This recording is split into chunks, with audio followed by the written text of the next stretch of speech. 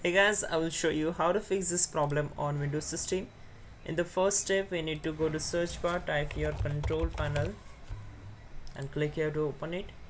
Once we're here, if you select a large icons, then change it to category. Just go to view by and select category. Then click on network and internet. Then click on network and sharing center, and from the particular connection, click on it. Select properties, then select internet protocol version 4, that is TCP IPv4.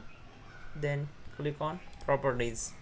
Once we are here, we need to set this DNS server address.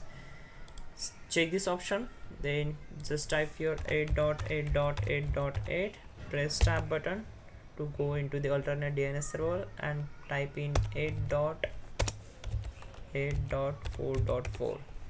then click on OK. Close all windows one by one. Still not working, then just go to search bar, type your task manager,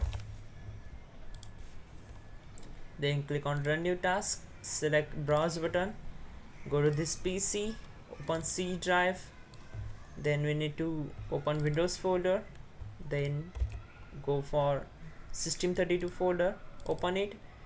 Now find out cmd.exe file. Here it is.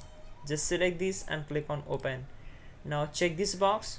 This will be our main file: C drive, Windows folder, system32 folder, and cmd.exe. We need to check this box. This is very important. This will create this task with administrative privileges, and click on OK. Now type the command ipconfig /flush DNS and hit enter. So to fix the issue, we need to restart the system. So type exit the close the command prompt and simply restart your system, and problem will be solved for sure. You can also check out our description link to fix this issue quickly and effectively. And yeah, don't forget to like the video. Please do subscribe the channel.